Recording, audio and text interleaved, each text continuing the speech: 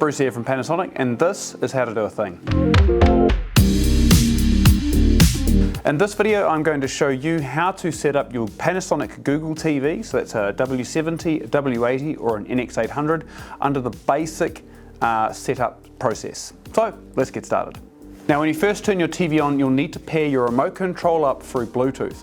Now you can do this with the instruction on screen by pressing and holding the home key and the back key, and you need to be reasonably close to the TV to do this. So once you've done this, just press and hold it until it pairs up, and now your remote control will be Bluetooth paired with your TV. This is important for later on when you want to use your Google Assistant feature, or if you want to use your remote control and you're not having direct line of sight to your TV.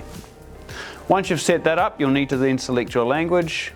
We are English New Zealand, not English America, and certainly not English Australia. There we go, select my region, New Zealand. Now, at this point, you can set it up either as a basic TV or as a smart Google TV. For this video, we're going to set it up as a basic TV, and then I'll produce another one for setting it up as a smart Google TV, which is where you get all the bells and whistles with full smart home integration and much easier access to your apps. So let's go with basic TV first. Next, you'll need to connect it to the Wi-Fi. For this, you'll need to have your Wi-Fi password and username ready.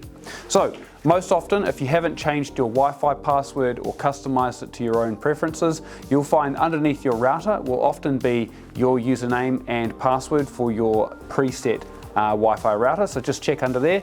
Otherwise, type this in now by selecting OK for the one that you want, and then type in your password. You can also choose to hide or show your password to make sure that you've got it right. I highly recommend that you do this, especially if you're just looking at your password from the bottom of your Wi-Fi router, because they are quite complex. Once you've typed in your password, hit connect. It will then connect to your wireless network at home. Of course, if you are able to plug in a LAN cable for your TV, then it's a good idea to do this as well, because you can then skip this step and you'll get a faster internet connection direct to your TV. You may need to do an update depending on when you've got your TV from the box. So if that's what's going to happen, as soon as you connect to the internet, it will do an update from here. Right, you'll then get to the terms and conditions. Now, because TVs are smart now and basically like a computer, you will need to accept them to use your TV any further. You can read through those here by looking at the terms of service and the privacy policy, but for you to move forward and set up your TV, you will need to accept that. So hit accept. You can, of course, turn off your location, and you can turn off diagnostics. Or you can customize your own services and privacy settings based on your preferences. Once you've done that, select accept. Unless you're in a shop, you'll need to set this up in home mode. Then select the terms and conditions. Right, here's where we tune in your TV.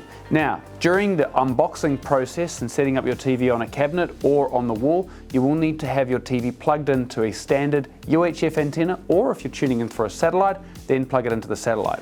Here you can select what type of signal you're tuning in, so it can be cable or satellite or antenna. If you're using a UHF antenna, then we call it antenna. And then of course you can select between digital or analog, or you can tune in both. Then select scan. Cool, all right, we've now found all of our channels, so we're just going to go to next. Select your viewing environment, that's New Zealand for where we are, and of course home. This will then add the finishing touches to your home screen, and then you'll be taken to your home screen. Okay, welcome to the home screen. Now because we've set this up in basic mode, you don't really have any access to a wide range of apps. You've got Netflix on there, YouTube of course, which is Google's main one for searching for videos, and Amazon Prime Video. Also those buttons you'll find on the top of your remote control. But if you want anything extra, you'll probably have to set it up in Smart TV mode or Advanced mode, which is another video. Other than that, your TV inputs are here at the top. Or you can select the inputs button on your remote control, and that will give you options like whether you're choosing through ATV, cable, antenna, or satellite, or any of your HDMI inputs. And then anytime you need to get out of trouble, you just press the home key on the remote control. Well, that's it for this video. I hope you found this information useful, and if you are looking for more information on how to do things with Panasonic TVs or any other Panasonic products, check out some of our other how-to videos on YouTube or check out panasonic.com. Thanks for watching. See you later.